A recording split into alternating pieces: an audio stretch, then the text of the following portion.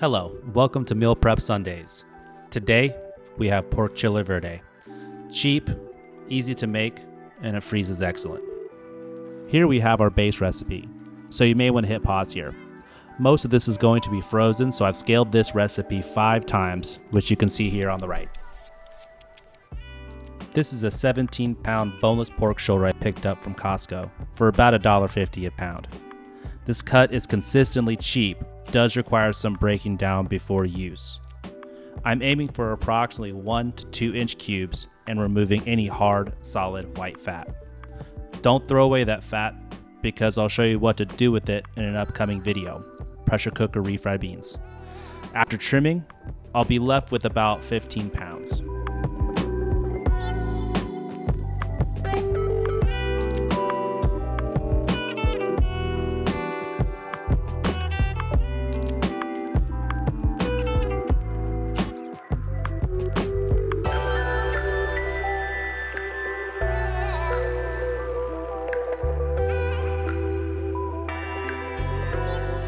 In a large container, mix the cube pork shoulder with the chili powder, cumin powder, garlic powder, salt, black pepper, and last but not least, Mexican oregano. If you were wondering, Mexican oregano has a citrusy flavor distinct from that Italian oregano sitting in your spice drawer.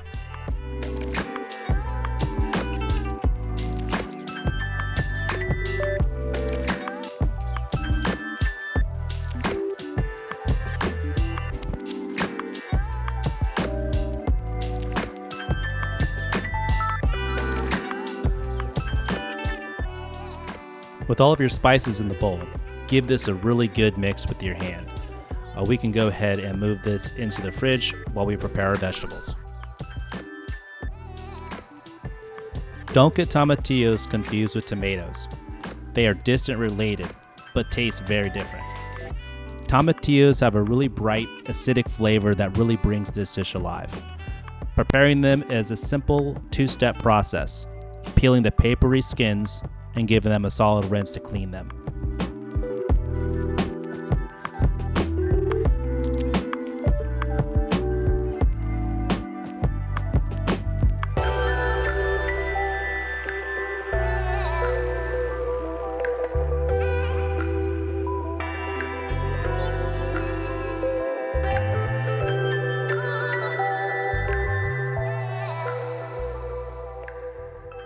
Once you finish with your tomatillos, you'll want to prepare your onions, peppers, and garlic cloves. Onions are simply quartered, while your peppers need to be de-seeded and split in half. Garlic cloves can be skinned and left whole. Arrange the tomatillos, onions, and peppers on 1 or 2 foil-lined baking sheets. Crank your oven all the way up to 500 or as high as it will go and roast. You are looking to develop a really good char. Garlic cloves can be thrown in a couple of minutes before the rest of the vegetables are done. You don't want the cloves to burn.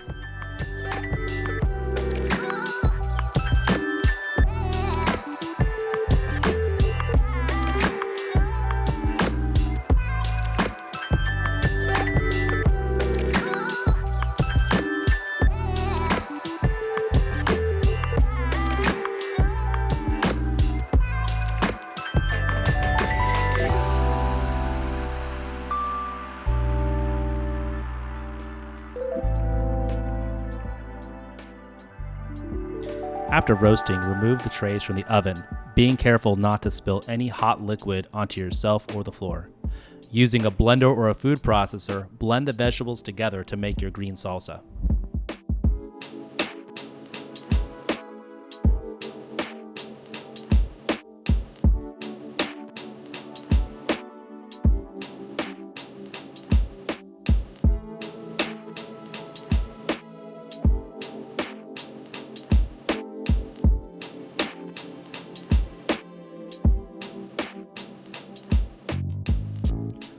You'll notice here I struggle with peeling the peppers off the bottom of the aluminum foil. Sometimes they can get stuck. Just be patient and scrape carefully. You don't want bits of aluminum foil in your food.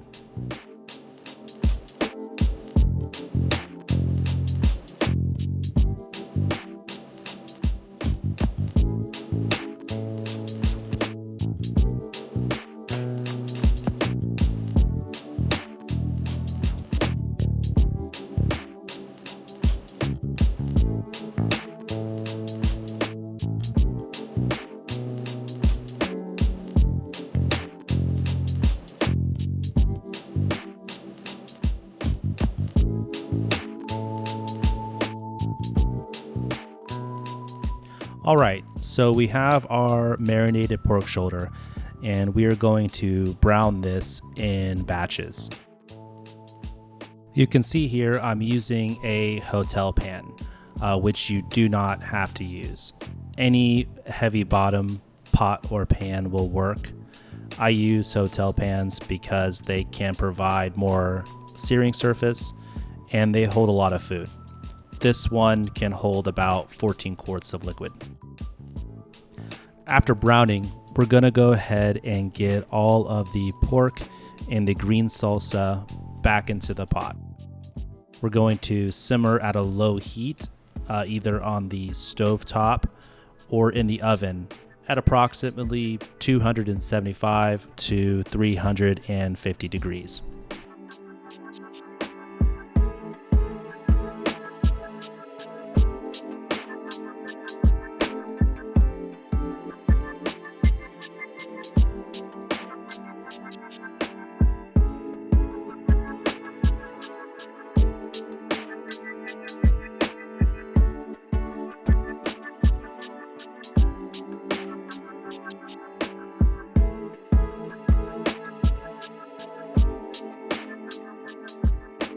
A word about the cooking time when working with pork shoulder.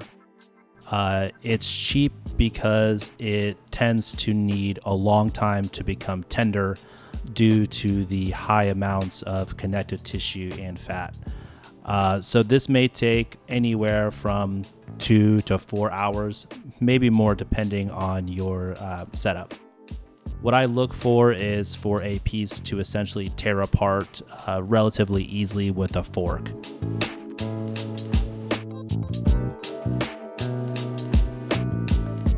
As I mentioned in the beginning of the video, this recipe freezes really well. I don't use anything complicated like a vacuum sealer, food saver, or anything like that with this type of recipe. My technique is simple. I'll fill the bag with 1 or 2 cups of food, seal the bag till about an inch is left open, place the bag on the counter, and then press the food towards that opening, and then seal once the air is all out. All right, time for the final date and weight. It looks like we ended up with about 14 pounds of Chile Verde.